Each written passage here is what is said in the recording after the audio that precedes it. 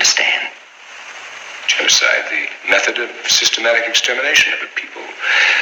Think of the historical precedent. Oh, I fully understand your author's pride.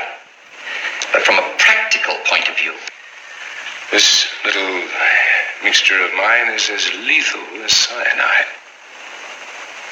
And as selective as a lady buying perfume. You'll just work on the black folks.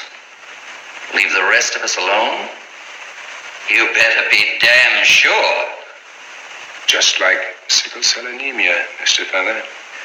And like sickle cell anemia, will not affect people of the Caucasian race. You have my personal guarantee. How fast does this stuff work? 72 hours at the most. To God, 7 days to create the world. We can cleanse it. Just 3.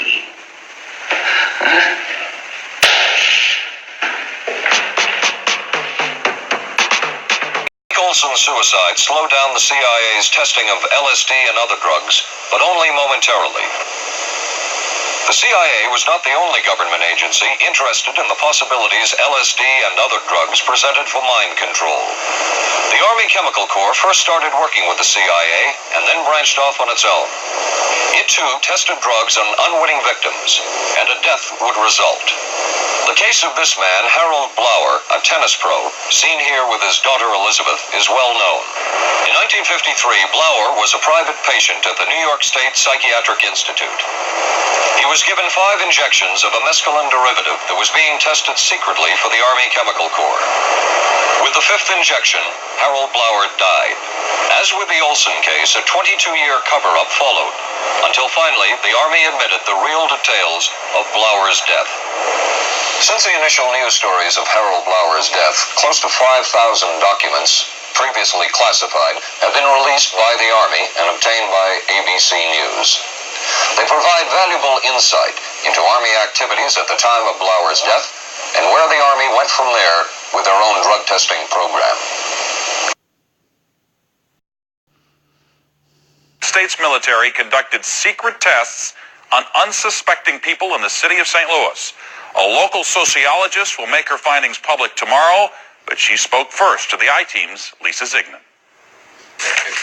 Lisa Martino-Taylor's life work has been to uncover details of the Army's ultra-secret military experiments carried out in St. Louis and other cities during the 1950s and 60s. This study was secretive for a reason. They didn't have volunteers stepping up and saying, yeah, I'll breathe zinc cadmium sulfide with radioactive particles. These Army archive pictures show how the tests were done in Corpus Christi, Texas in the 1960s.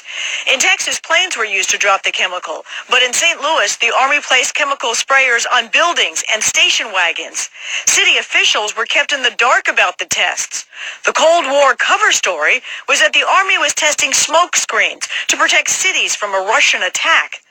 The truth, according to Martino-Taylor, was much more sinister. It's pretty shocking. The level of duplicity and secrecy. Clearly, they went to great lengths to deceive people. By making hundreds of Freedom of Information Act requests, she uncovered once classified documents that confirmed the spraying of zinc cadmium sulfide. The greatest concentration of this compound was sprayed near the Pruitt-Igoe housing complex just south of downtown St. Louis. It was home to 10,000 low-income people, and an estimated 70% were under the age of 12. Martino-Taylor claims they all unknowingly inhaled this compound morning, noon, and night, so the government could measure its effects on their lungs. So this was in violation of all medical ethics, all international codes, and the military's own policy at that time. In 1994, then Congressman Richard Gephardt asked the Army to open its records and explain the St. Louis testing. We want to make very sure that nothing went on that would harm anyone and that all the facts are out on the table. Documents released in the 90s show the Army placed sprayers on this former Knights of Columbus building on Lindell and in Forest Park. The Army always insisted the chemical compound was safe, Martino Taylor believes documents prove otherwise. There's a lot of evidence that indicates that people in St. Louis, in the city, particularly in minority communities, were subjected to military tests that was connected to a larger radiological weapons development and testing project. For the first time, she links the St. Louis testing to a company called U.S. Radium, a company notorious for lawsuits involving radioactive contamination of its workers. United States Radium had this reputation where they had been found legally liable decades prior for producing a radioactive powdered paint that killed many young women who painted fluorescent watch dials. While the Army admits it added a fluorescent substance to the zinc-cadmium compound, details of whether it was radioactive remain secret.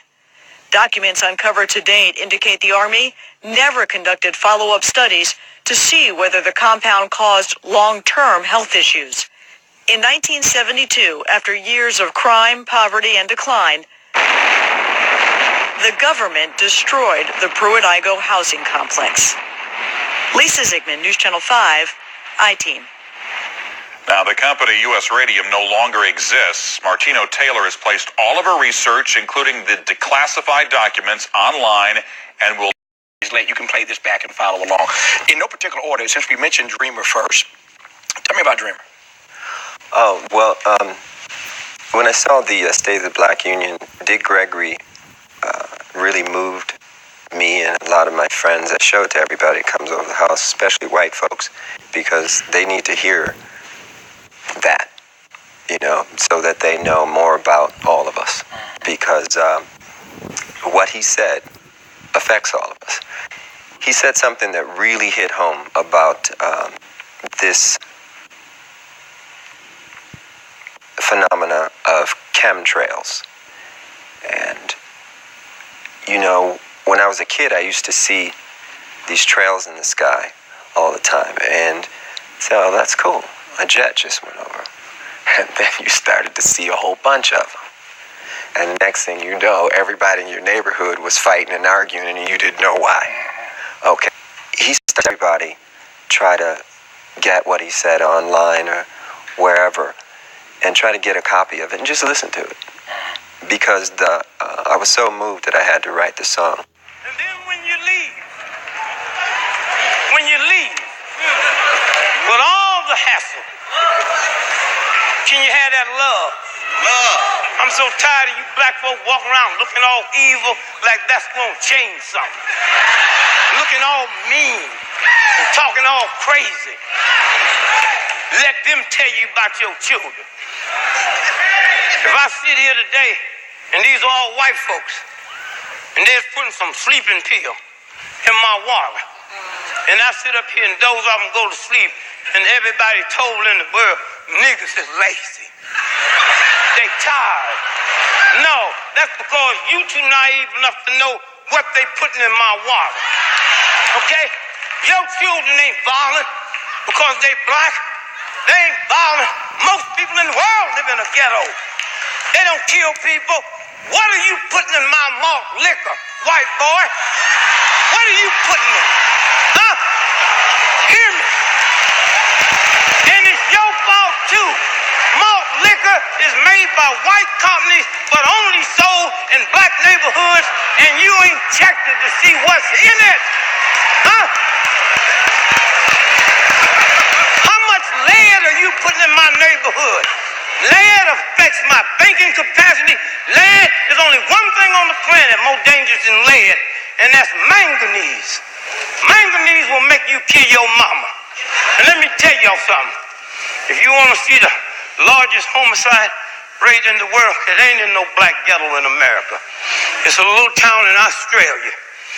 But them white folks' homicide rate is 200 times what their population is. And that town just happened to be located across the street from a manganese plant. Sit back down, Nick. Don't lose that mic here. That town is located across the street from a manganese plant. How much manganese are you spraying in my neighborhood at night while I'm sleeping? How in the world can a 9-year-old child find the heroin man, but the FBI can't find it, and you gonna tell me that's a black thing? Y'all crazy? What is this about? These are the things that need to change while this brother and sisters on their way to the White House. And when you see Hillary and y'all see Brother Barack, thank him for me. And you white folks need to be thankful. Because if y'all had a brother like me, y'all would really be in trouble. That's right. That's right. That's right. That's right.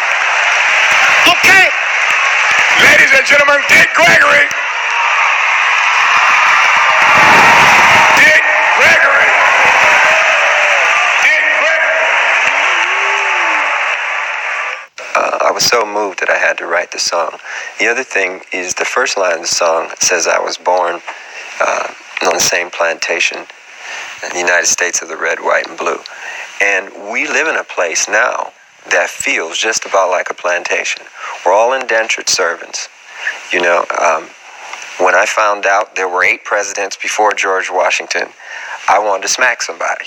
You know, I wanted to know why I was taught otherwise. Just tell me the whole story. I'll fill in the blanks, but don't tell me something that you think I'm supposed to know. We're indentured servants and we got a black president now? Well, Until you either win or you die. Don't quit. Until you either win or you die.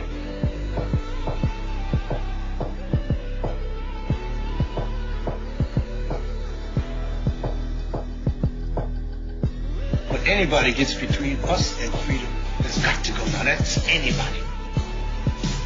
But anybody gets between us and freedom has got to go. Now that's anybody.